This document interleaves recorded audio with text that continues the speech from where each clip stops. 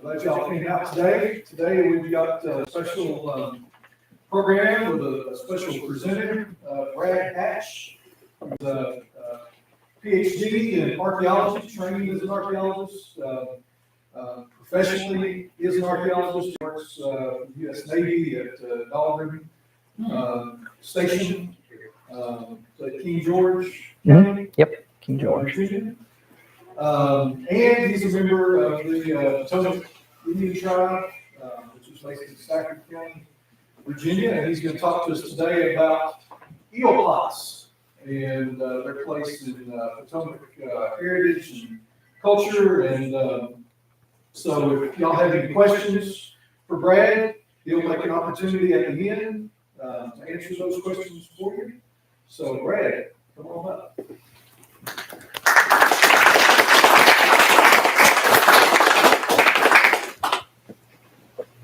Thank you, Ray. Thanks, everybody, for having me out here. To start off with, I kind of just want to give you some information on sort of who we are, where we are, and all that kind of thing, because I know I'm a little bit outside of, our typical area here in Orange County. It works.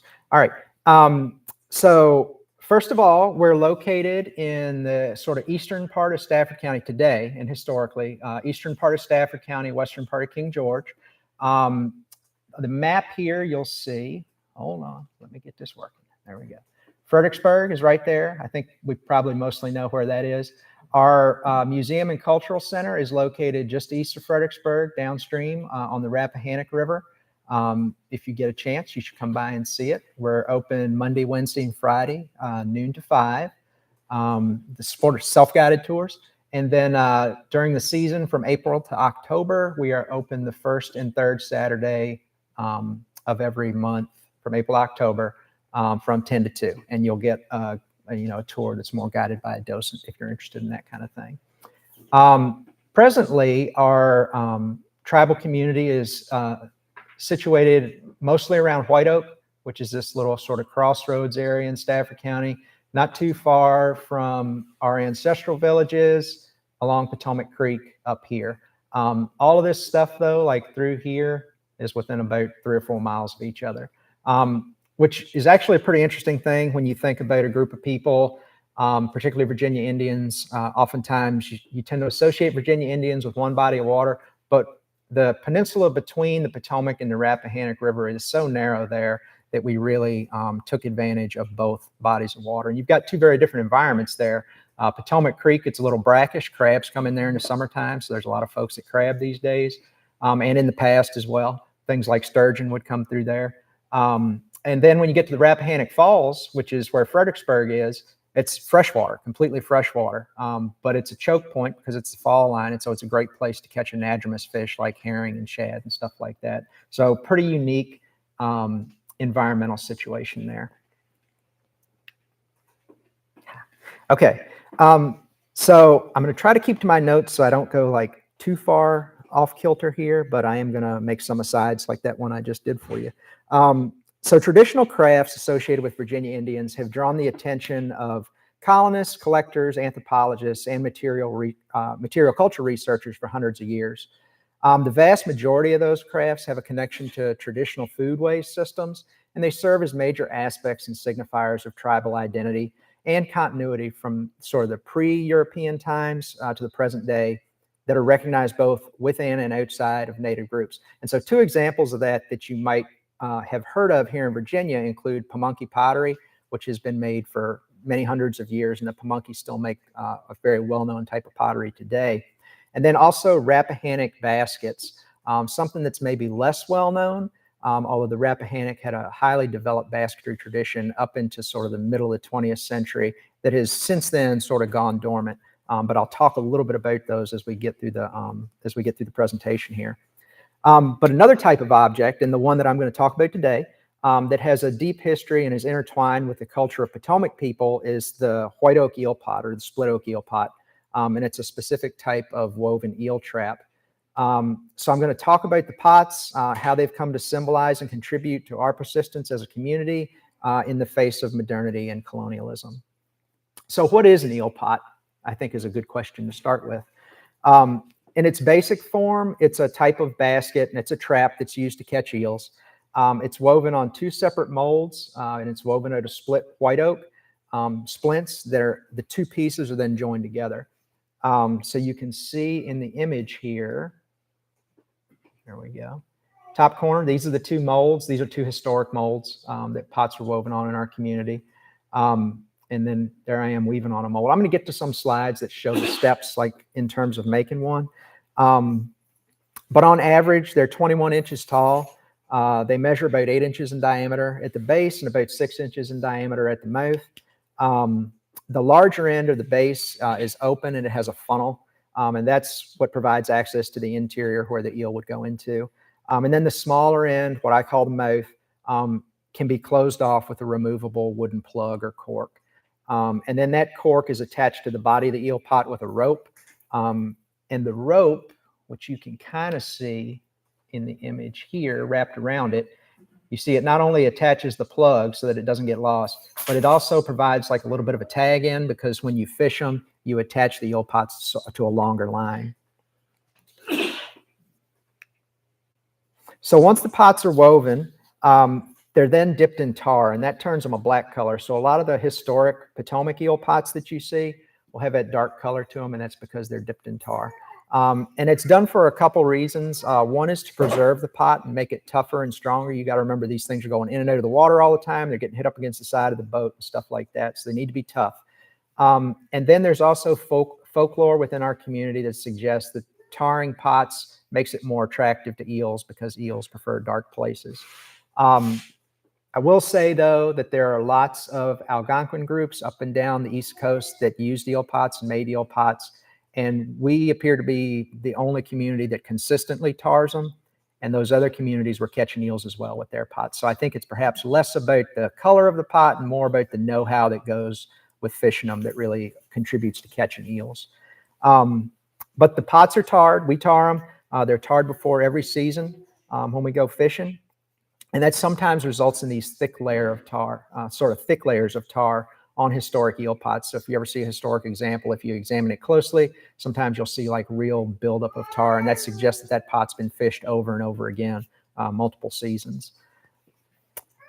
If it's tarred and it's properly maintained, eel pots can last decades. I've got a couple pots that are from like the 40s, 50s time period, and if you wanted to, you could throw them in the water and fish them today. The way that they're fished is that you put bait in them, so you don't just sink them like with nothing in it. You put bait in the pot through the mouth there, and you close it up. And the bait can be different things, depending on time of year and what the eels are taking. Some of the things we use up in Potomac Creek include peelers, which is a type of soft crab, bunker, which is a fish that's called a menhaden. Razor clams work as well. And then early in the season, when the shad are running, roe shad work really well, because that's what the eels are eating at that time. So you throw the bait in the pot, sink the pot to the bottom of the creek or the river, and then the eel hopefully swims into the funnel and gets caught in the pot. And then you pull the pot up. Usually you leave them out overnight, pull it up the next morning, and then you can dump whatever you've caught into a barrel or a bucket you've got in your boat there. And then once the eels are caught, they're either eaten, and they were eaten for thousands of years, and eaten well up into the 20th century and still eaten today by some folks. Or more commonly these days, they're used as bait. Starting sort of in the late 19th century, they become a really important bait for catching crabs on trot line, particularly. So eels are salted and used as bait. And then today, they're often used as bait for sport fish like cobia or rockfish. And then also in the middle of the 20th century, there's this big market that opens up for eels in Asia and continental Europe. So a lot of the watermen at home and elsewhere were catching eels, and they were shipping them overseas and making good money on them too. So I'm going to run through some slides here real quick that just kind of show the steps of making an eel pot and kind of explain sort of how that process works. So as I said, they're made on a mold, and they're made from these split oak, splints or pieces or weavers or whatever you want to call them. And in this series of photographs, I'm starting with the funnel first, and I'll build the funnel, and then I'll build the body, and I'll put them together. But you can see here, I'm using a hose clamp to hold those pieces on to the funnel there. Historically, the thing that would have been used would have been either another piece of split white oak kind of wrapped around there to hold it tight, or a rubber inner tube would have been used as well. But a hose clamp works really well, serves my purposes, and you can get the same end result with it. So what you do is you've got to get those, I call them ribs, the vertical parts of the pot have to go on first. A weaver might call them warp. So the warp goes on first. On an eel pot, you weave continuously around it, which means that you kind of take one piece and join it to the next to keep it going, so it kind of spirals up or down it. And in order to do that, you need an odd number of ribs. If you have an even number, you won't end on the right spot, so you won't be able to overlap. We use 13. A lot of other communities, eel pots that I've examined, they also use 13, but that's, you don't have to use 13. You could use 11, you could use 15, you could use 7. It just has to be an odd number. So once you get them on there, and you can see once you get all 13 on there, it's pretty tight. It's a little crowded on it. So you got to get them spaced even where you can work around them. Then you start weaving with what I call weavers, which are the pieces that go around and actually do the weaving. But somebody who is like a weaver on a loom or something might call that weft. So you're weaving around that, joining everything together. You keep on going till you get down to the bottom there. And then when you get to the bottom, what you've got to do is you've got to pull your funnel off, and then you take those ribs that are hanging loose and you fold them back up into the weave. So that keeps everything tight. And then you move on to the body. Body works the same way as the funnel in terms of how you weave it. You have ribs, you have weavers. You just go around till you get to the top of it. You can see I'm going through there and doing that on the mold. The only thing that's different about the body, at least for us, is that when you get toward the top, sort of the last third, so the top third of the eel pot, you kind of start to move to these weavers that are generally narrower than the ones that you've used otherwise. And that's because your pot constricts toward the mouth, and using those narrow weavers helps that constriction. It helps to put more pressure on those ribs and pull it tighter. So that's why that's used up toward the top there. When you get to the end, you have something on the mold. I hope I didn't turn that off. That looks kind of like that. And then what you have to do is that has to come off of the mold. That can be tough to come off the mold because with the funnel, it's got that shape to it. It kind of wants to spring off the mold, so it's easy to come off. This really holds tight to the mold, particularly if you weave tight like I do. So sometimes you have to let it dry a little to get it off, or you have to like really hit it to knock it off of there. But you get it off the mold, and then the next thing you do is you fold those ends back into the weave. And on the body, when you do that, you put an extra piece in there that we call the ring. And the ring is captured when you fold those ribs over. And what that ring does is it gives you sort of an anchor point to be able to tie everything together. So it makes it a little tougher so that you're not pulling on the weavers and maybe pulling the pot loose. You're anchoring onto something that's held in tightly. And that can be one of the toughest parts, actually, of weaving the eel pot, because those ends can be kind of stiff and they're a little dry by that point. So you really sometimes got to fight them to get them to work. Here, I'm putting the funnel into the body. When you put the funnel into the body, you put it in, and then you take a long piece, a long strip of split white oak, and you kind of come in and out of those, of where that last weaver comes in and where that ring is, and you sort of wrap it around tight to hold it all together. And then you can see here, I've finished weaving the funnel into the body there. And the tag end right there, I've kind of tucked into the weave of the funnel. When it dries a little bit, I'll come back and cut that so there's nothing in the way of the funnel. You don't want anything to discourage an eel from going into that funnel, so you don't want anything to obstruct it.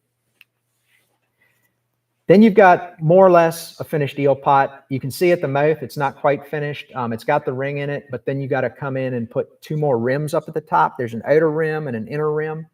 The reason it's reinforced at the mouth there is because that's where that plug goes in and out all the time. And when that pot's in the water, everything swells up and that plug gets held in there tight. So when you pull it out of the water, a lot of times what you do is you pull your pot up on the side of the boat. You got to like hit it against the side of the boat to knock that plug out.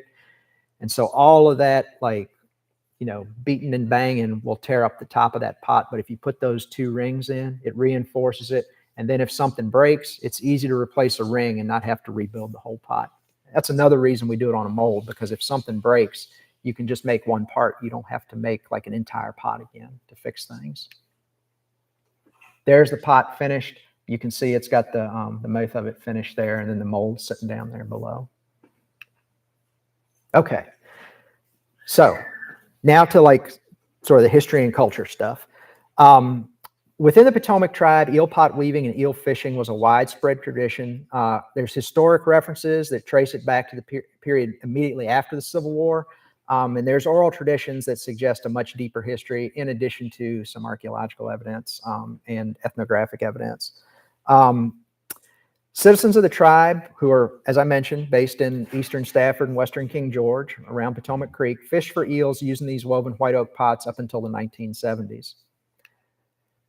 The use of these pots was effectively outlawed in Maryland waters as early as 1980, and in Virginia waters by 1990 through mesh size requirements. Mesh size requirements were instituted for eel pots at that time because of an effort to help conserve a declining eel population. By sort of the mid-1970s, the eel population really begins to decline, and the catch really begins to decline. And to help combat that, the Virginia Marine Resources Commission and the Potomac Fisheries Commission did things, and in addition to Maryland, where they sort of put a limit on the mesh size of your pot. So you can see, because of that, they went to these wire pots around that time, and that's where you can control the mesh size. In a split oak eel pot, you weave it tight, but with these, you've got openings where tiny eels can get out, and so they thought that would help the eel population. The wire pots generally functioned in the same way as the split oak pots. You know, they have a funnel in them, and the eel goes into the body and it's caught. And they started to be used by Potomac watermen as early as the 1940s. That's when wire pots kind of started to come onto the scene. But the transition to those modern traps wasn't really completely adopted until the fishing laws forced the issue.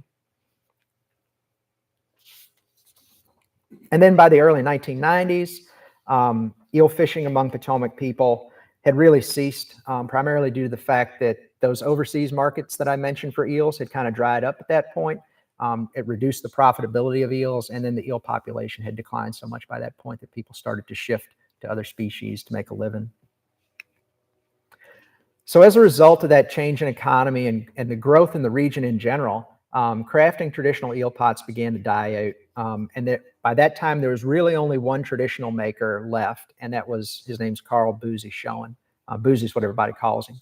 And he's actually still a waterman, still out there fishing every day.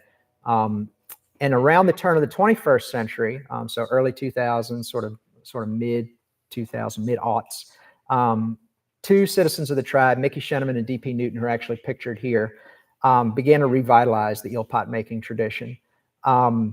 And they helped to continue to teach the craft to tribal citizens and display it at public events. They put a lot of effort in renewing the tradition. They recreated and preserved traditional manners of weaving and innovated on the traditional manner of weaving to kind of make it a little bit easier to display to the public and teach folks. And they did it through both trial and error, as well as seeking guidance from older members of the community from the previous generation who had fished those pots, like Schoen and some others who were still around at that time, who were obviously the last folks to really make eel pots and fish them for commercial and subsistence purposes. And then Sheneman and Newton carried that tradition on publicly at tribal events until about the mid-2010s when Sheneman passed away. And at that point, the tradition began to slow again. And I'll talk about that in a little bit. But first, I want to give a little context on sort of the deeper history of eel pots, sort of how they're made and how they fit into sort of the basket weaving and fishing traditions of Virginia Indians. Obviously, prior to the arrival of Europeans, Potomac people and Virginia Indians in general used several different fishing methods that we know from archaeological evidence, as well as ethnohistoric accounts, and included things that we are all very familiar with today, like hooks and lines, net fishing, weirs, which are like a type of, I've got a picture of one in here. That's a weir, but it's sort of a structure that's built in the water to funnel fish to a certain spot. Matter of fact, I think there's still a couple in the Rapidan River for you Orange County residents that you can still see today. And then also traps were used. So things kind of like eel pots, but not exactly the same form as what the eel pot is today. Potomac people also ate all kinds of seafood during that period. Eels tend to be less common in the archaeological record for coastal Virginia Indians, although their presence is noted in ethnohistoric accounts. And they do show up in archaeological sites, just not to the extent that you might expect for a species that scientists estimate made up to a quarter of the total biomass in the Chesapeake Bay, which is huge if you think about it. So that maybe suggests that there's some kind of like either recovery issue in terms of how we do archaeology when it comes to eel bones, or that it may have to do with the preparation of eels, that perhaps their bones aren't showing up in archaeological sites for whatever reason. Jury's still a little bit out on that, but to be fair, fish bones aren't always that well represented at archaeological sites, and usually that's due to recovery and to things like acidic soils that eat them up over time. In terms of ethnohistoric accounts, one of the earliest images of coastal Algonquin people from John White shows people in North Carolina, same language group, slightly south of here, but there's no reason to believe that, similar cultural patterns shouldn't be up in this region. Anyway, it depicts a funnel style trap. In this image right here, you can see this is sort of a combination of like a weir / funnel thing going on. And then it also depicts a couple eels in this image, and I'm kind of far away, but I'm going to try to remember where they were. I think there's one just below that weir. It's like a little thing, kind of looks like a snake. It's supposed to be an eel. And then actually the person that's in the front of that boat there, if you look just below them, there's a little eel in the water there too. So clearly, the English recognized that eels were important to indigenous subsistence when they got here. After Europeans arrived, Potomac fishing methods really didn't change all that much. In a general sense, Potomac people still fished in a lot of the same ways. We used hooks and lines, we used traps, we used nets, and we used weirs to some extent. That started to die out over time. The thing that did change was the materials. That's what changed. Things like iron and steel came along to make hooks with. Cotton and nylon came along for fiber to make nets and, to also use for lines, for fishing lines. And then I think maybe the most noticeable thing is that the type of watercraft changed. Things went from dugout canoes to ships like skipjacks and skiffs. And nowadays people are fishing out of fiberglass boats for the most part. Of particular interest, once the Europeans came along and indigenous people began to sort of adjust to that new world, is the fact that fishing began to eventually take on a more commercial role over time, as opposed to a strictly subsistence-based practice. And that's notable particularly for the generation of Potomac people who lived through the Civil War. And I don't think I have to tell folks who live in Orange County either. There was a lot of devastation, a lot of forest clearing, a lot of livestock and things that were destroyed or lost during the Civil War. And so when people kind of came back into the area where they were from after the war was over, it was tough. It was a tough economy. It was hard to kind of kickstart things. For us, we turned back to the water. That was something that hadn't been heavily impacted by Army occupation over time. And so it's what brought a lot of people back, after the war, and were able to kind of repair the economy in the area. And that move toward commercial fishing was also aided by increased steamboat traffic along the Potomac River throughout the late 19th century and into the early 20th century.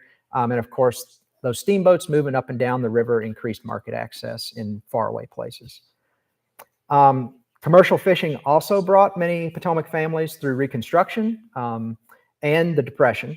And it helped to rebuild the economy within our community. And then it led to the modern heyday of eel pot weaving and eel fishing among the Potomac people.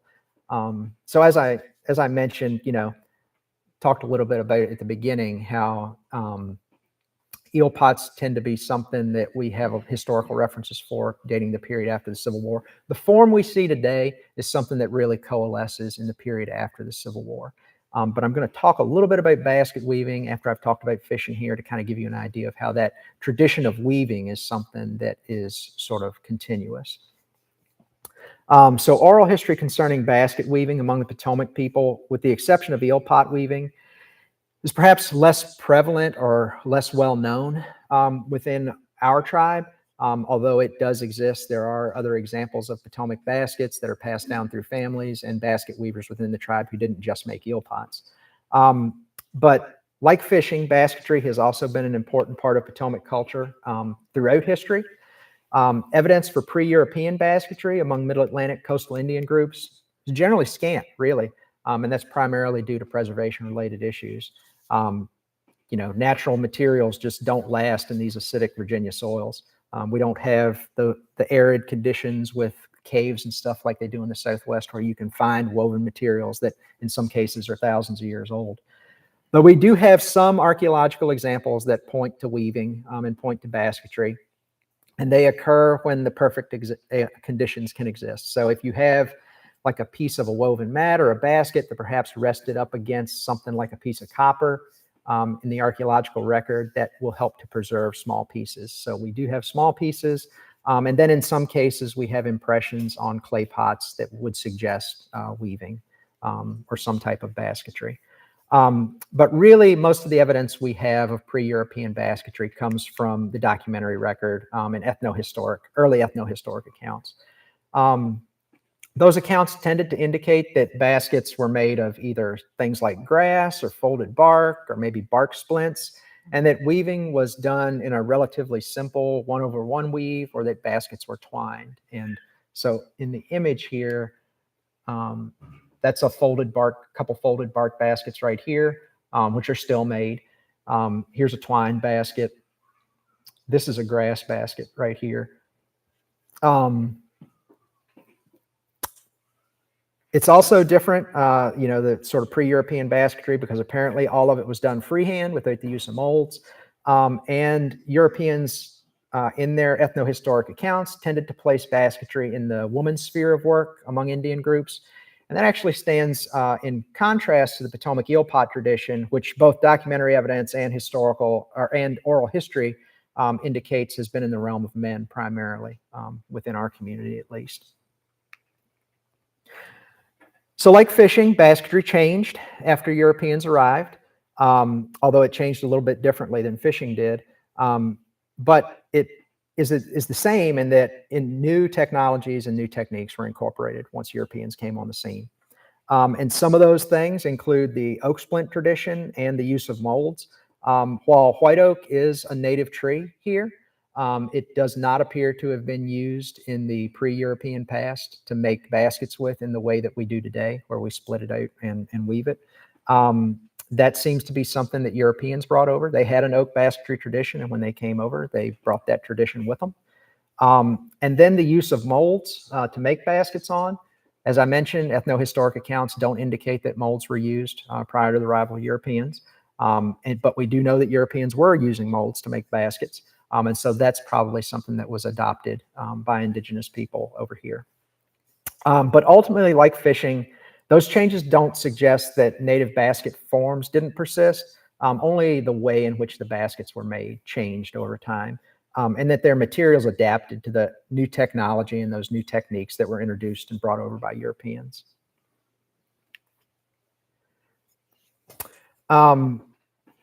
The persistence of native basketry in the Chesapeake region was well documented by researchers and institutions such as people like Frank Speck from the Smithsonian in the early 20th century and others.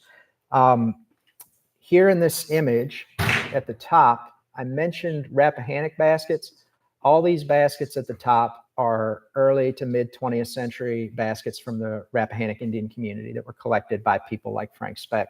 And I believe all of these are actually at the Smithsonian Museum of Natural History now. The Rappahannocks had a highly developed basketry tradition, and they used lots of different materials, including split oak. They used grass, they used corn husk.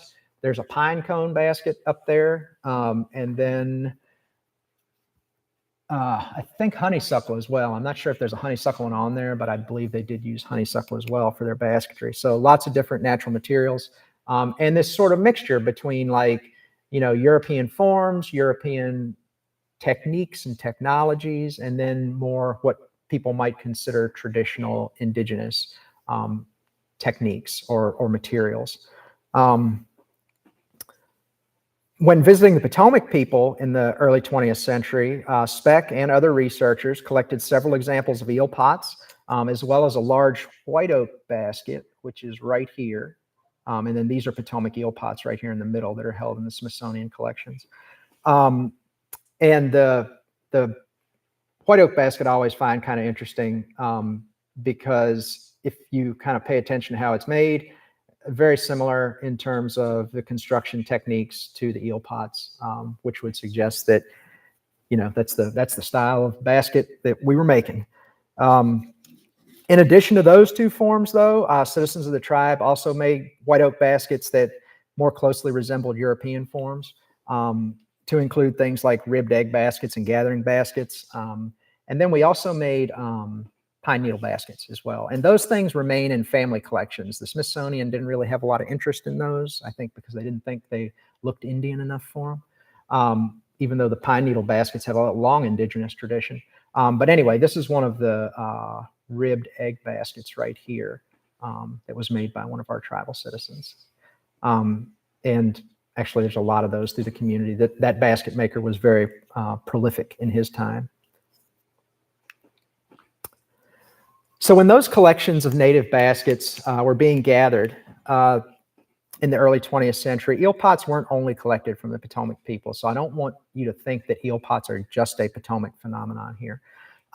There are several coastal Algonquin groups that have eel pot traditions that stretch from Maine all the way to the Chesapeake and even down into North Carolina. And eel pots were not exclusive to indigenous groups either. There were people, African-American watermen would use them. White watermen would use them. Just about anybody that fished had access to an eel pot. But there are very few traditions carried on within a community. And that's, I think, which speaks more to the indigenous aspect of it.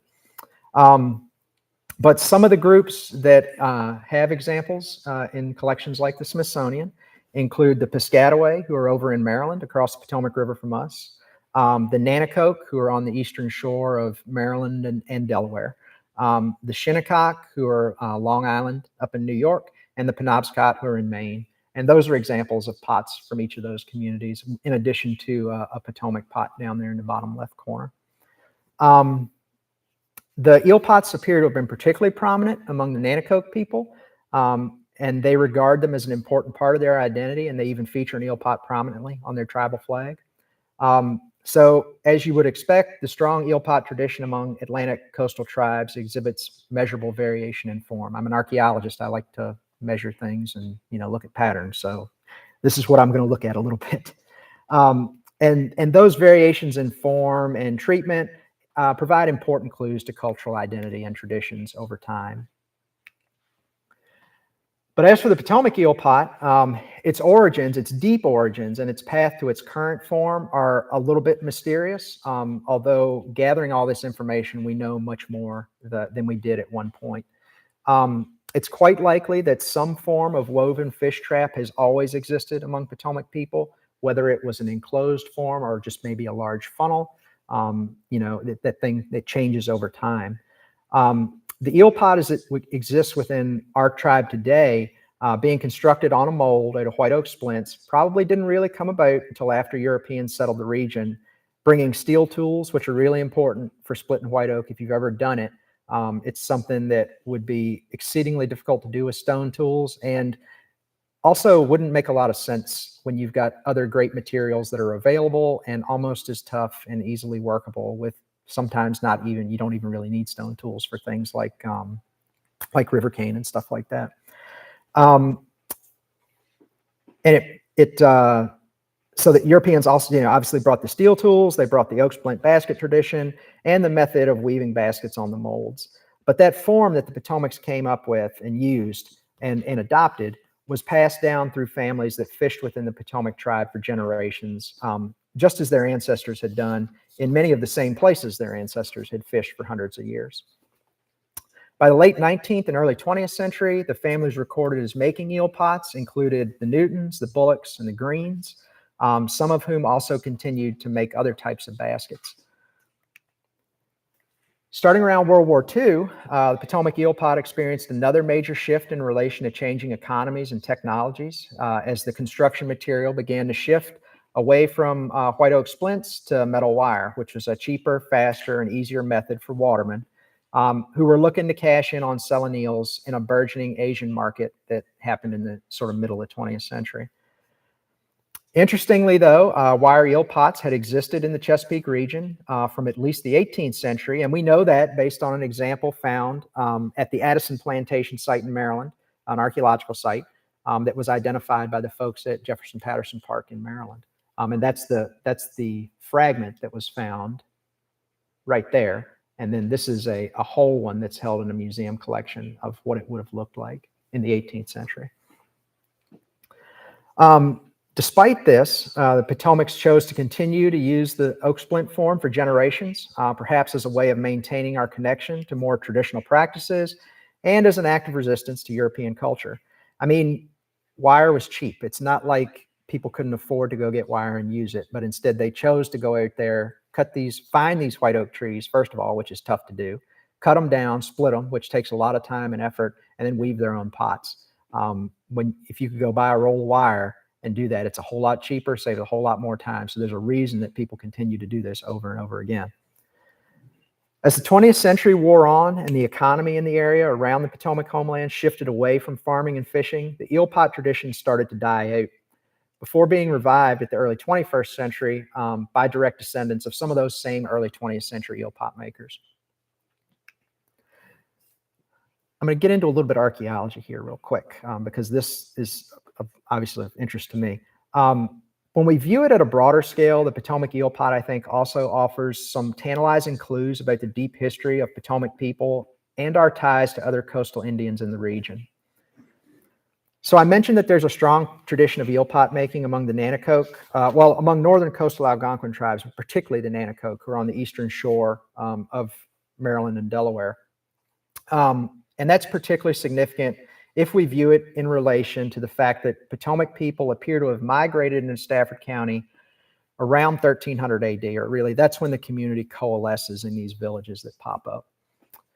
And archaeologists have posed several hypotheses as to the origins of Potomac people. So they include origins with groups of people from the northern Piedmont regions, from modern day New York, sort of upper Susquehanna River Valley area, and the Eastern Shore.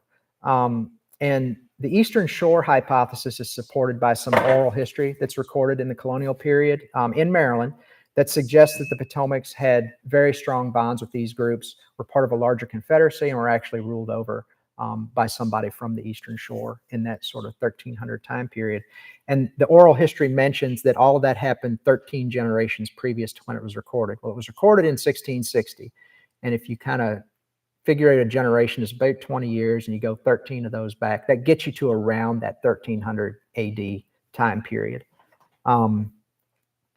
And so obviously among those Eastern Shore groups are the Nanacoke, the other tribe with a major eel pot making tradition that survived into the 20th century that Frank Speck wrote a little monograph about. And there's an image of a Nanacoke eel pot maker in the top left corner of that slide there.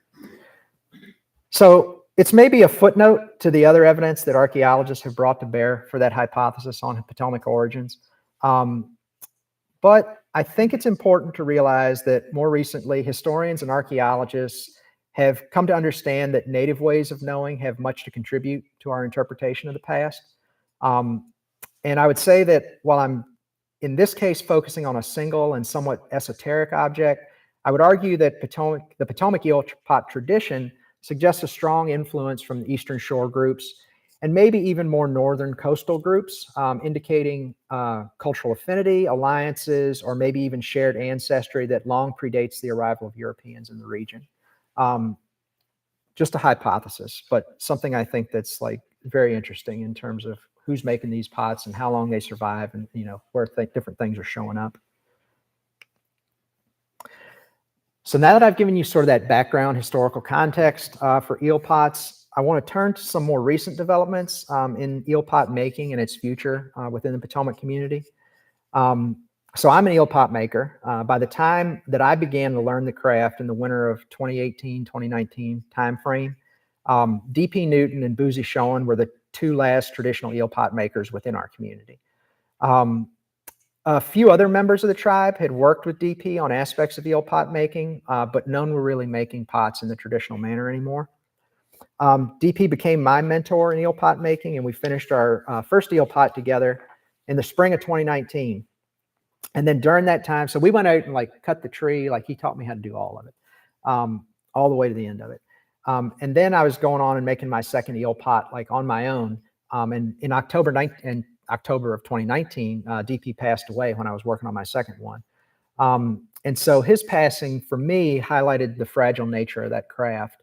And it encouraged me to become more serious in handing the tradition down and teaching other people within the community how to do it. But also in better understanding how they're entangled with our identity. I think we all understood as a group of people that fishing, and particularly eel pots and eel fishing, were an important thing for a long time. But, you know, I don't think we really fully understood the history of eel pots and how it fit in with sort of the larger context of Virginia Indian communities. And so as part of that, with the help of the Potomac Tribal Council, I started an eel pot class in the winter of 2020. And in that class, the idea was to basically teach tribal citizens how to do this again, like from the beginning all the way, like finding the tree, cutting it, doing all that stuff, all the way to the end. And it's intensive. It's intensive to do that kind of work. And the winter of 2020 was a great time to start, right up until we got to COVID. And then we couldn't get together anymore. And you got to be together to do this kind of work. It's the kind of thing that you have to be with people to learn how to do it, and to really understand like the process.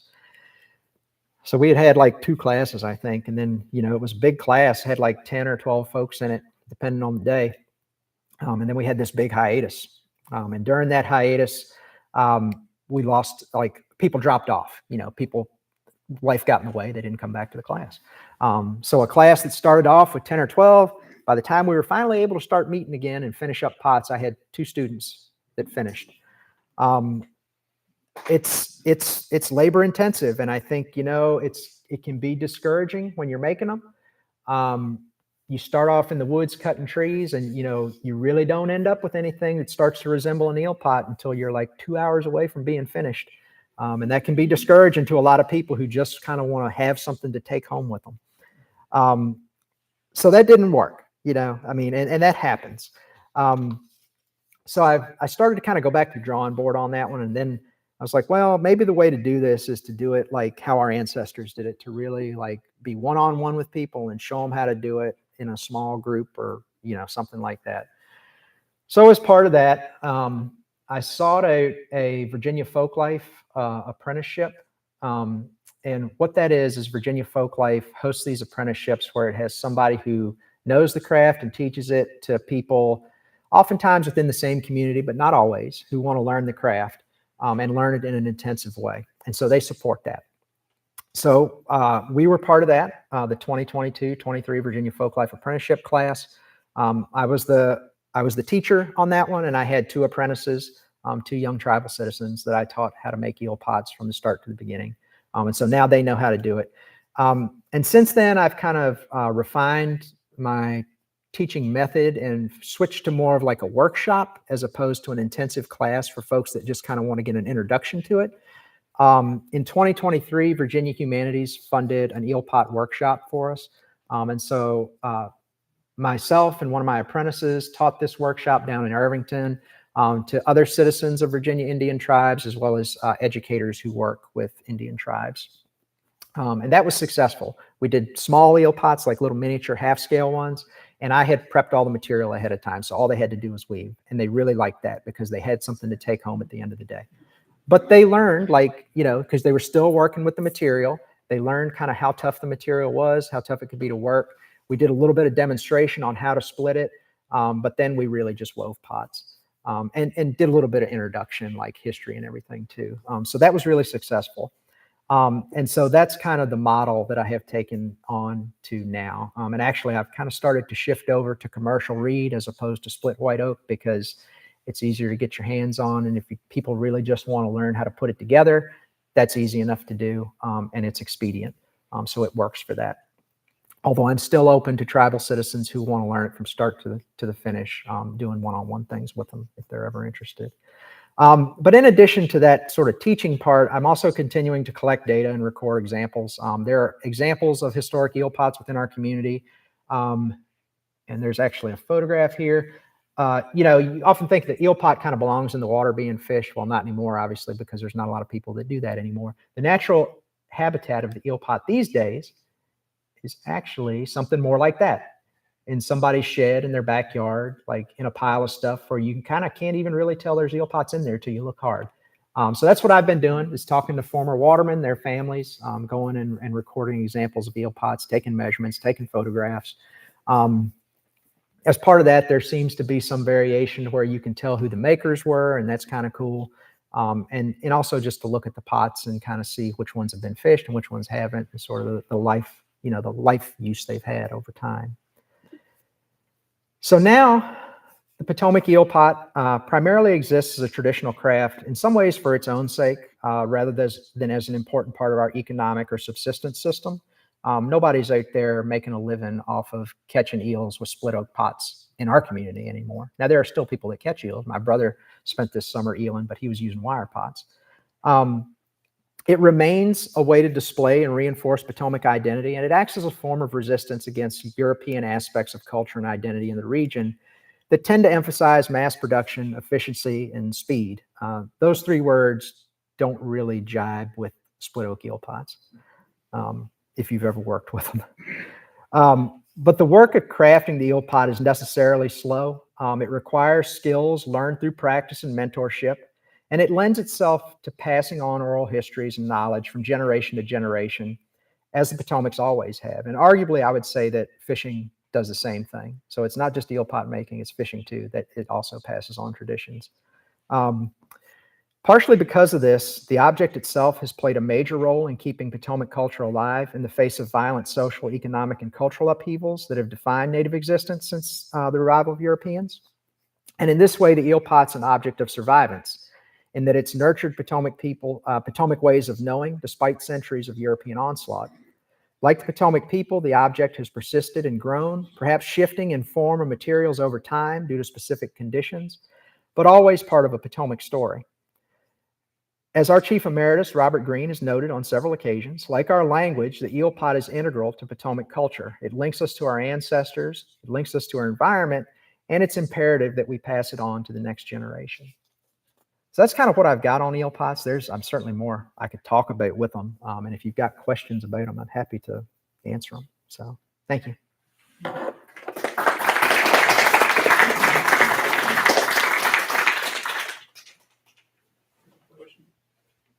Oh my goodness, somebody. Well, so they're coming back, actually. So they declined pretty heavily in the 70s. And through the 80s and 90s, the population was fairly low, and into the early 2000s. But now they're starting to come back with their population. There are people that are eeling again. As I said, mostly being used for bait now. That's what people are selling them for. But, there have been lots of hypotheses as to why the population declined. And it's probably really a combination of things. Overfishing is probably one of those things. Also, the health of the waterways. In the 70s and 80s, the Chesapeake Bay was not in the best health, nor were the tributaries. So that, caused harm to a lot of different species, not just eels. And then also the introduction of invasive species like blue catfish. And I think anybody that kind of has any connection to watermen or to commercial fishing these days sort of has a sense of the impacts of blue catfish.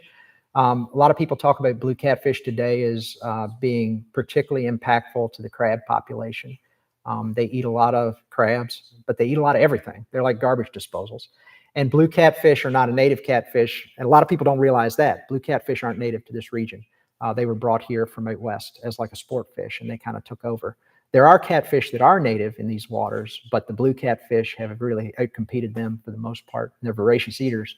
So it's really probably the combination of those things that led to the decline in the eel population, and the increased health of the waterways, I think, is helping the population come back, in addition to probably some of those regulations they put in on mesh size And in general, the fact that like, you know, they became less profitable, so less people fished for them. So there's not as many being pulled out of the water. But eels are a really cool fish. I think a lot of people don't realize they're a catadromous fish, which is the opposite of a shad. A shad comes up into the freshwater to spawn and goes and lives its life in the ocean, whereas an eel lives its life here in the freshwater and goes out to the ocean to spawn. And so we have to be careful as the eels are coming back not to catch a lot of the small ones, because when you pull those out of the population, you don't have anything to grow up to be bigger ones over time. And there are 2 fisheries in Maine and South Carolina that allow fishing for glass eels, which are like the little teeny ones that are coming back from the ocean, which demand a huge price, but it's really detrimental to the eel population. So luckily we don't have that in Virginia or in Maryland. But you know, it's a thing that could potentially impact the eel population again. So did that answer your question? Was that kind of what you were going for? Yeah, sure. Okay. We have a real farm manager on our farm. He constantly talked about eating eels and said, "But how are you chest?" And then I haven't seen one in the Rapidan in years. Yeah, so they can certainly come up the Rapidan. I mean, when the dam was down at Fredericksburg, that was the other thing that kind of impacted eel population, is the dams and rivers. It's hard for eels to get past them. But so many dams have been blown up now, and then also things like fish ladders and eel ladders have been put in to help the eels and other types of fish get upriver. Yeah, they can definitely come out here. And I have a friend of mine who's Monacan, and she talks about her grandparents talking about catching eels in Amherst, which is where they're from, and using them as like to tie their hair with, like the skins to tie their hair with. So they were catching eels up there. And that's pretty far upriver. So eels move really far upriver. Yes. Yeah, I'm curious about the use of the tarring and the genesis of that, and why some groups did it and some groups didn't. Yeah, why some groups do it. Is it availability, or? I don't know. It shouldn't be Where did tar availability. come from? So actually it's road tar that we're using. So this is one of those European things. Like, this is after the Civil War, you got to remember. So people in our community were usually going up to Baltimore, and they were getting big drums of tar and bringing them back. And there's actually an image. Let me go back to it real quick. So they're not making it themselves? No, no. Hold on. I think it's near the beginning here. But anyway, they would go up to Baltimore, they'd get these big drums of tar, and they did something that you really should not do with tar. Yeah, here you go. So this is a modern day tar pot, kind of. And what we use today is what's called net set, which is essentially road tar. It's basically the same stuff, you know, if you look at the ingredients. But you can cut it with like you can cut it with a solvent to make it thinner if you want to. And a lot of fishermen today dip their nets in that. Helps preserve it and keep like the gunk and stuff off of it when you're fishing it. And the eel pots you can dip them in as well. But here is a historic eel pot, or a tar pot, I mean, or tar trough. The way they would do it back in the day is they get that big like drum of tar and they'd pour it in that trough, and they'd start a fire under that trough, heat it up to get it thin to dip stuff in, which is super dangerous, because if that tar catches fire, like, that's bad. How did they get the idea of using tar? I don't know. That's a good question. You know, it's been used by commercial fishermen for a long time on their nets. They didn't use it before the introduction of. No, there's no evidence. Yeah, there's no evidence that before like road tar came along, anybody was treating them. Yeah. But so, you know, in terms of access, I mean, anybody would have had access to that, potentially. So why the other communities didn't use it, I can't really speak to that one, but we certainly did. And we used it to the extent that like, you don't see a Potomac eel pot that's not dipped in tar unless it wasn't finished being made, you know. We've got an example in our museum that was collected in the 1960s, and it hasn't had the funnel put into it yet. And so it hasn't been dipped in tar, but it's really, I think I've seen like maybe 2 Potomac eel pots that are historic that weren't dipped. And that's why, because they weren't finished yet. Ray. You showed a slide of the fish weir. Yeah. A few minutes ago. Yeah. And in the Rappahannock, at the falls and upstream of the falls, there are two really good examples. One is a somewhat ruinous example of a fish weir there beside the Falmouth Bridge, kind of between that island that's out in the middle of the river and the Fredericksburg side. Uh-huh. But there is a much better, much more intact, much more pristine looking example about Banks Ford, which is maybe a mile upstream of the falls, that spans the entire channel, you know, the nice, well-defined V shape funnel would have funneled the fish and the other river aquatic resources, you know, down to that opening. And here in the Rapidan, there's at least one that I know of, that's, you know, between Orange and. Yeah, just about English forward. Yeah, which is also in a really good state of preservation. And it's kind of one of those, combo, fish weirs. It's not just the V shape, it's maybe the W. Oh, okay. shape, Yeah. Uh-huh. Fish weir. There may be a second one as well, far up here, closer to us here, in town. But, also I was wanting to know, in your survey of existing eel pots from people's garages and attics and Yeah. storage rooms, what kind of variation have you seen, and what kind of numbers have you seen of those eel pots that have just been squirreled away, you know, in somebody's house for 30, 40, 50 years? Yeah. So in terms of variation, now I was talking about the different makers.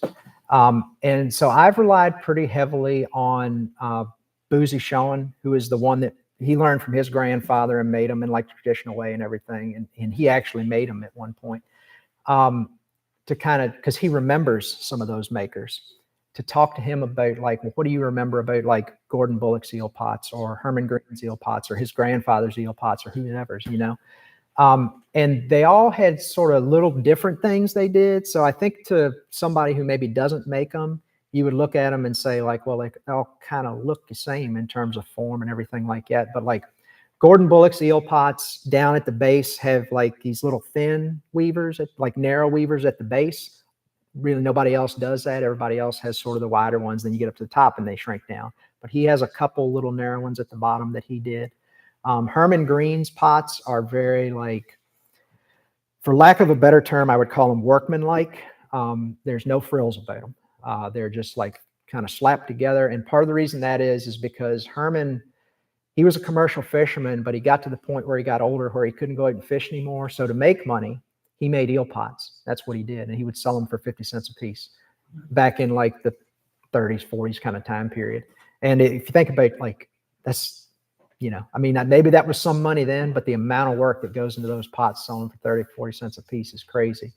So his look like that. And then Carl Newton, Boozy's grandfather's pots have sort of a more, his mold was a little different, I think, than the other two makers, because they're a little, they look more bulbous, you know, and they look a little squatter, although they measure the same height. I think what it is they're actually a little bit bigger around. Maybe it's like a half inch or an inch. I can't remember the exact measurement, but you can tell the mold he's making it on is significantly different enough from the other two that the pot looks different. So that's what I've noticed in that. And then in terms of the numbers of like historic examples I've looked at this point, we're getting into the range of 50 or so. And, you know, I've got several in my own collection. Anytime I find one that's for sale, I'll buy it. If it's one of ours. And actually I buy other ones too, to kind of have some comparison to see like, you know, what are the Eastern Shore ones looking like? What are the Piscataway ones looking like? And the other communities that make them. So I had the opportunity to buy about 20 Piscataway pots a couple of years ago, and I went ahead and did it. And these were pots that actually hadn't been fished. They had been made. They sat in a barn their whole lives.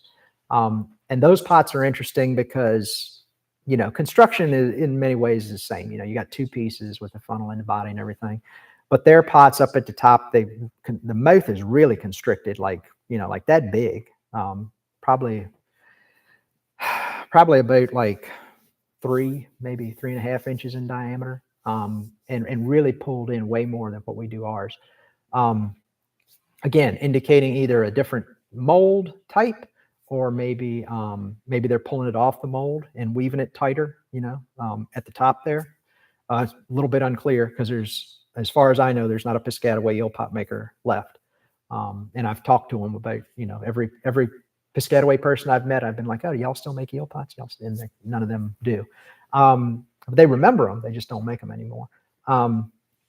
So yeah, so Potomac pots, probably 50 or so that I've recorded and looked at. Other pots, when you start adding those in, you're getting up toward the 100 range.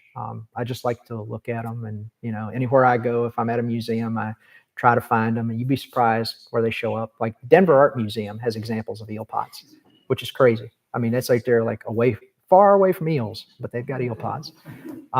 Frisco Native American Museum down on the Outer Banks has a few examples. Well, two of ours, and then they have some from other communities as well.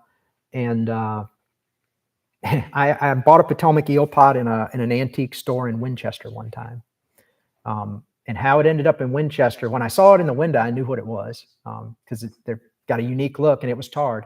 I went in and asked the shop owner like where they got it, and evidently it was a guy that had been in the Marine Corps stationed at Quantico, and he had gotten it there, and I guess he retired or whatever right in Winchester, and that's how it ended up in Winchester. So I was like, well, there's the convenience. Like that's what connects it to the region, they'll turn up from time to time. And you can sometimes get them fairly cheap. So other times, people want to charge you a lot for them. Was eel trapping done upstream, say on the Rapidan or the North Anna? As far as I know, not with split oak eel pots, but yes, eels were caught up there. And I think as you get further upriver, at least the folks that I've talked to who live upriver who talk about catching eels either did it with like a hook and line, like it'd be almost like bycatch is what you'd consider it, or gigging, like spearing them.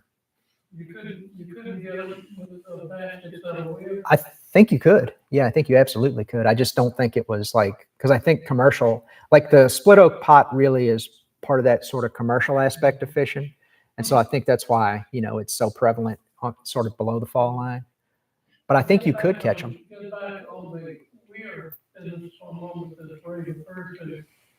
The Fredericksburg, Spotsylvania National Military Park normally sponsors one float a year in the summer that starts at Germanna and goes to Ely's Forward and points out mainly Civil War related sites. But at one point, there is this V of stones in the river designed to channel the fish to a central point. And it's pretty much, I can't believe that people haven't moved those stones and gotten them back in place every now and then. But it's interesting to see, and you float right over it. Yeah, and that's something I think that's interesting about those weirs, because I think they speak to not only indigenous presence on the landscape, but I think they also speak to the fact that people have continuously used that place for maybe thousands of years, because I think a lot of those weirs are used in the historic period by non-indigenous groups. Because I mean, if you're funneling fish to a spot, why would you not go catch those fish if you were anybody, Do you know Carol Nash? I do. Yeah. Well, she talks now about people being buried so that it was sort of an overlook of a fishing site. Yeah, on the Shenandoah River. I thought it was in Orange and Spotsylvania County. Okay. Good. I know there's Shenandoah. It's Shenandoah. Is- Because that's where she conducts most of her work. Mhm. Yeah. Yeah. I mean, yeah, they're important landscapes. And I think, some of Julie King's work, if you're following that sort of down in the lower Rappahannock region, I think they're seeing similar things where sight lines from burial sites to, in her case, villages are important. For Carol, it's those sight lines from, the burial sites to maybe fishing spots that are important. But I think, until recently, perhaps with the advent of GIS and all the stuff we can do with that, we haven't paid as much attention to that sort of thing because we've been very focused on like the dirt and the artifacts. And now we're starting to look at sort of larger landscape things. And so, yeah, looking at, sight lines and what you can see and how things are related to one another in space is really becoming pretty important. Has any of DPU's collection been preserved somewhere? Most of the Civil War stuff went to the Bull Run Winery, I think is the name of it. And they have like a big, they have a big display of it down there. I think it's in their like lower floor. I haven't been to see it, to be honest with you, but that's where a lot of the Civil War stuff went. I do know. I was just amazed when you mentioned it. I've been to the White Oak Museum twice, and I never saw a picture of it. Oh, he had them in there. Yeah, he had eel pots in there. So you may not have gone, he kind of added stuff on over time. He had one whole section that was related to like commercial watermen in the community, in the museum there, that had like nets, and I can't remember if it had a boat or not, but it did have nets and stuff like that. And then as you came into the museum, if you were to like immediately turn right, he had cases of projectile points, and he had,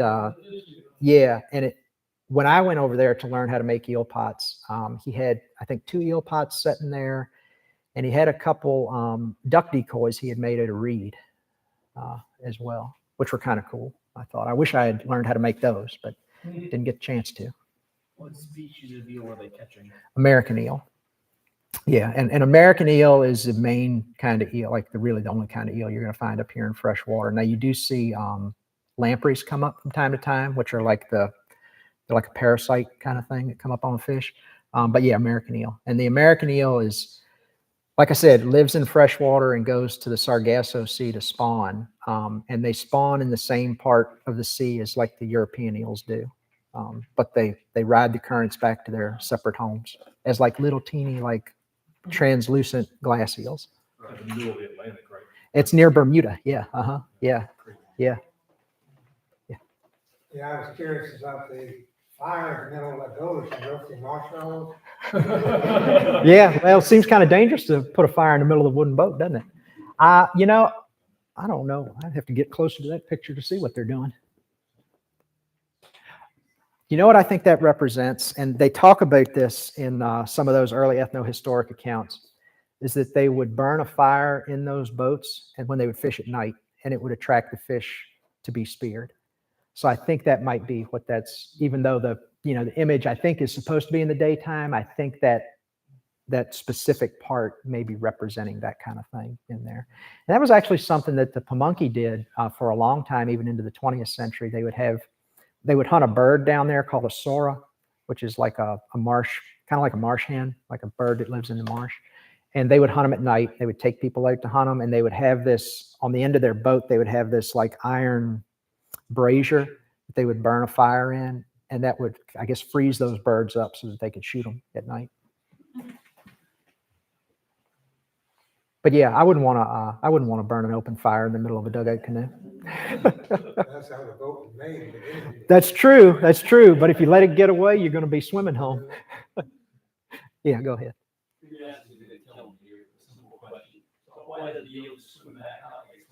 Well, the funnel trap has been around for literally tens of thousands of years in all human societies that fish. And in those tens of thousands of years, fish have never figured out how to swim back out of that funnel. Lucky for us. Otherwise, we wouldn't be eating fish. But part of it is that funnel, it's got fingers on it that kind of close to a point almost like that. And when that eel or fish gets in, he's in the body of the pot, he can't get out because he can't get out of where it's woven tight. And I think that funnel with those fingers sticking out just kind of discourages him from coming back into it. Yeah. Yeah. What's the size of the tribe nowadays? We're right around 2,000 people. Yeah. And roughly 70% live right around White Oak. So within about 10 miles or so. So Brad, I'm wondering about the Potomac tribe's attempt at achieving federal recognition yeah, status. yeah. Can you So- update us on that? Yeah, and I should have actually brought a little bit of that up at the beginning. I kind of introduced where we were geographically, but I didn't introduce maybe like who we are. So we're one of Virginia's 11 state recognized tribes. We've had state recognition since 2010, and we are currently pursuing federal recognition. Federal recognition is a long, drawn-out process, and there's a couple ways to go about it. There's actually 3 ways that you can go about it. There is the administrative path, which people think of these days as like the gold standard. The administrative path to federal recognition, which is where there are 7 federal recognition criteria, and you create a petition that addresses those 7 criteria, and the BIA and experts within the BIA evaluate that petition. That's been around since, I think, 1975. It's actually not that old, only about 50 years old. The other way that you can achieve federal recognition as an Indian community is through the legislative path. And in that case, that's where a bill is introduced into Congress. Congress votes on it, and then it's signed into law, and it recognizes the tribe as like a federally recognized Indian tribe. Then there's a third path to federal recognition that's called the judicial route. It's really rare, generally has to do with sort of land disputes that are held in courts. And in that sense, tribe can be recognized through a ruling in a court. It's really rare. So anyway, we're in the process right now. Of the 11 state recognized tribes in Virginia, 7 have federal recognition currently. The first to achieve federal recognition was the Pamunkey tribe. It took them roughly 30 years. They went through the administrative route, which is like the long, drawn out, like heavily scrutinized process. The other 6 that have federal recognition went through the legislative route. They had a bill introduced, and that bill recognized those 6 tribes. And that was done, Pamunkey gained federal recognition, I believe, in 2015, if I'm remembering right. The other 6 tribes gained federal recognition in 2018, I think, if I'm remembering right. You can Google that. I might not be exactly right on those dates, but I'm pretty sure. The legislative route that the 6 tribes took them roughly 18 years. From when they started to when the bill finally got passed. We are pursuing sort of a dual path toward federal recognition. So we are gathering information for a petition, working to craft a petition for the BIA. And we are also moving through the legislative process. So we had a bill introduced a couple years ago by our current governor-elect, who was our representative at the time, Abigail Spanberger, to recognize Potomac Indian tribe. And we obviously have a new representative now, Eugene Binman, and he introduced a bill to recognize the tribe last year. And so that goes into the Natural Resources Committee. Then at that, it would be in there. It would go into the Resources Committee to the Congress, it get voted on there, and then it would go to the Senate and get voted on there. But again, it takes a long time to do it. And during that time, you can be called up to DC to testify within front of these committees and in front of Congress numerous times, which happened with the other tribes as well. So, we're like 3 years into the process. We're hoping that because 6 tribes have gotten it through the legislative process before, it took them 18 years. It'd be nice to shave off a couple years, but there is no guarantee. And things take as long as they take. And I think we are all aware of how the government works. I work for the federal government, and I know how slow things move. So Are the other couple of tribes, are they also doing that? the ones that don't have federal recognition, Isn't that 3 left after? there's three besides us. Yeah. So the Mattaponi have just submitted a petition to the BIA. It's unclear how long that will take. They have a time period for comments and review and all that kind of stuff.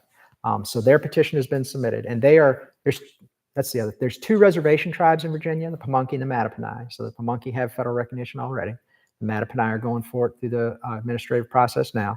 And then the other 2 tribes that are state recognized are the Nottoway and the Cheronoka Nottoway. And both of them are down in Southampton County, Virginia. So pretty far south Virginia. And they, I believe, are both also going through the legislative route as well. I believe they've both got bills in Congress now. Yep. So when they have to, when they're going to testify, what kind of questions are they being asked? Questions about history, culture, things like that. And then of course, you never know what you might get, I suppose, when you're up there. The transcripts of the other hearings are available, obviously, like it's public record. So you could look at it, but a lot of it had to do with like expert witnesses testifying. So like anthropologists, archaeologists, historians, and then also like leadership of the tribe, talking about things like, do you have a constitution? Like, what does it look like? And, how has your community maintained cohesion over the years? And, sort of questions like that. Just seems like so many givens that you would think you wouldn't have to. Oh, no. I mean, like, it's kind of the way it is. And the state recognition process in many ways has changed a lot over time, but sort of mirrors it in some ways. So there's testimony that's given in front of the House of Delegates, in front of the Commonwealth Senate and everything. There are also like portions of petitions that are filled out and evaluated.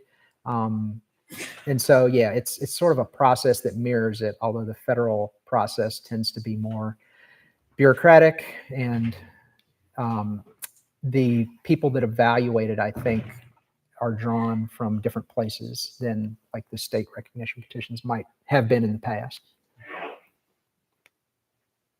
But state recognition in Virginia has only been around since 1983. Point that out too. So again, like tribes being recognized in Virginia is not a very like old thing in that sense, at least.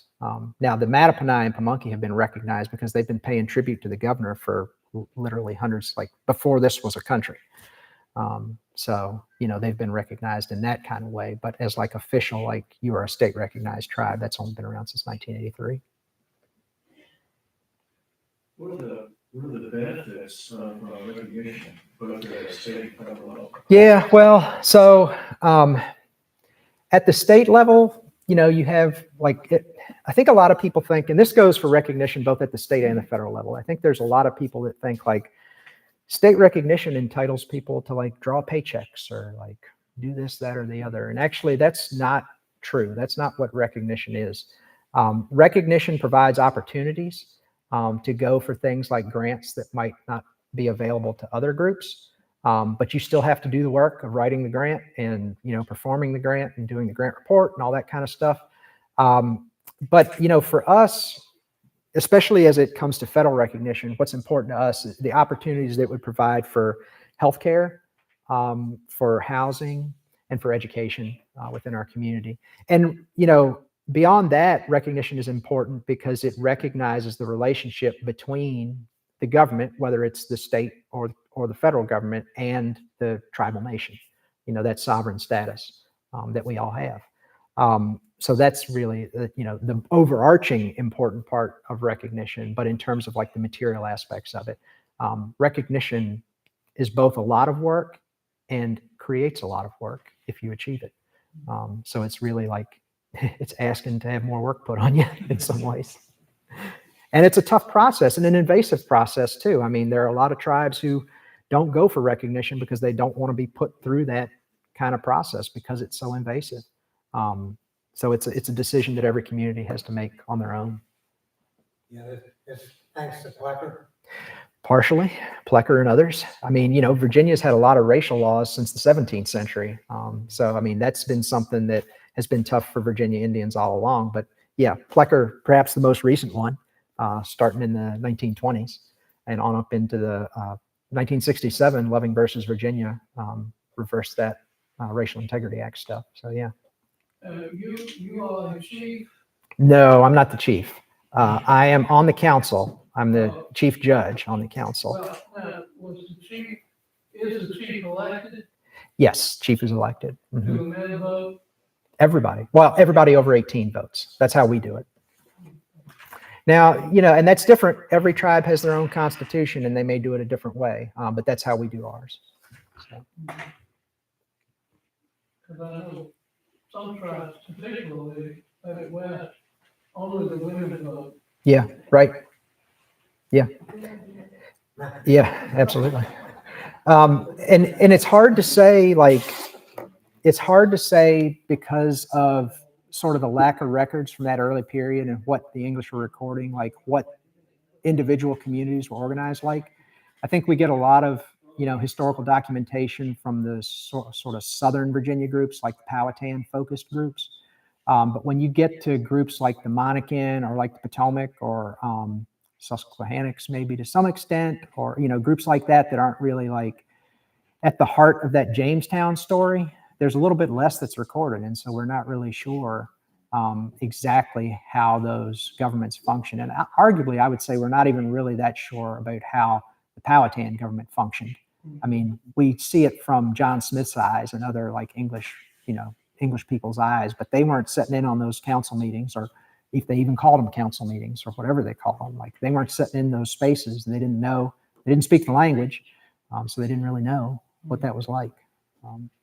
So I think we have an impression of what we think it should be, but I think it's good that every community can kind of like have their own way of doing it, because it allows that community to do what's best for them and what's worked, over time.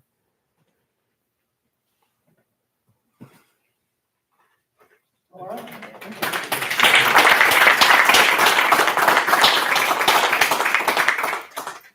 Thank you all.